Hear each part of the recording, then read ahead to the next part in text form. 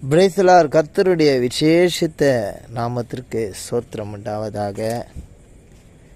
இன்றைக்கு கூட அநேகருடைய தனிப்பட்ட காரியங்கள் இல்லை, ஏதோ ஒரு தவிர்க்க முடியாத சில நெருக்கடிகள், கஷ்டங்கள், பாரங்கள், துயரங்கள், அப்படியாப்பட்ட காரியங்கள் நமக்கு இருக்கும் பொழுது, ஐயோ எனக்கு யாருமே இல்லையே, எனக்கு உதவி செய்ய யாருமே இல்லையே, எனக்கு யாராகிலும் உதவி செய்தால் மிகுந்த பிரயோஜனமாக இருக்குமே, இப்படி ஒரு சூழ்நிலையில் நான் இருந்து வெளியில் வருவது எப்படி என்று சில பேருக்கு ஒரு மனசஞ்சலம், மனக்குழப்பம்,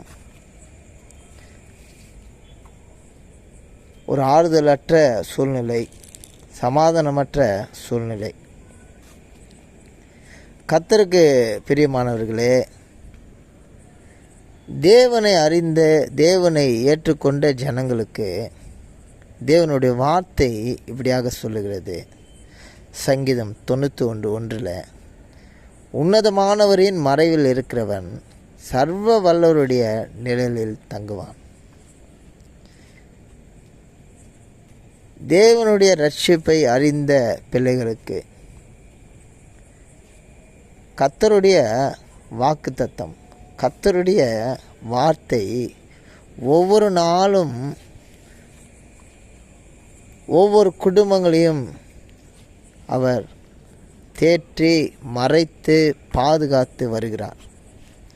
அது இந்த நாள் வரையிலும் ஒவ்வொருவரும் அதை ருசி பார்த்து அதில் இருக்கிறதான சமாதானத்தை பெற்றுக்கொண்ட ஜனங்களுக்கு அது மிகவும் அறிந்த ஒன்று, தெரிந்த ஒன்று. அவர்கள் ஒவ்வொரு நாளும் அதை ருசி பார்த்து கொண்டிருக்கிறார்கள் என்று நான் விசுவாசிக்கிறேன். பிரியமானவர்களே, இயேசு கிறிஸ்து நம்மளுடைய பாவங்களை, நம்மளுடைய சாபங்களை, நம்மளுடைய மீறுதல்களை ஏற்றுக்கொள்ளும்படியாக, நாம் செய்த அனைத்து பாவங்களையும், நம் முன்னோர்களுடைய சாபங்களையும் நீக்கும்படியாக, விடுதலை நாம் அடைவதற்கு ஏற்றவாறு அவர் நமக்காகவே இந்த உலகத்தில் மனித குமாரனாக பிறந்து, அவர் நமக்காகவே கல்வாரி சிலுவையில் அடிக்கப்பட்டார். அவருடைய புனிதமான இரத்தம் சாபத்திலிருந்து, நோயிலிருந்து, பாவத்திலிருந்து, முன்னோர்களுடைய பொல்லாத சாபமான காரியத்திலிருந்து நம் அனைத்து பொல்லாத சிந்தனை விட்டு எல்லாவற்றிலுமிருந்து நம்மை பாதுகாக்கப்படுகிற ஒரே ஒரு இரத்தம் இந்த உலகத்தில் நம்முடைய குமாரனாகிய இயேசு கிறிஸ்துவின் இரத்தம் மாத்திரம்தான். நீங்கள் அதை விசுவாசிக்கும் பொழுது, ஏற்றுக்கொள்ளும் பொழுது, ஒவ்வொரு குடும்பத்திலும் ஒவ்வொரு தனிப்பட்ட மனிதருக்கும் அது ஒரு மிகுந்த சமாதானமாக, அது ஒரு மிகுந்த ஆறுதலாக, ஒரு தேற்றக்கூடிய, உலகம் தரக்கூடாத ஒரு சமாதானத்தையும் சந்தோஷத்தையும் அது நமக்கு தருகிறது. நம் அனைவரும் தேவனுடைய வார்த்தையை அப்படியே அதை கேட்டு விசுவாசிக்கும் பொழுது தேவன் நம்மோடு கூட பேசுகிறவராய் மாறுகிறார். அவருடைய நிழலிலே தங்கக்கூடிய கிருபைகளை ஒவ்வொருவருக்கும் அவர் தர விரும்புகிறார். ஏற்றுக்கொள்வோமா? செபிப்போம்.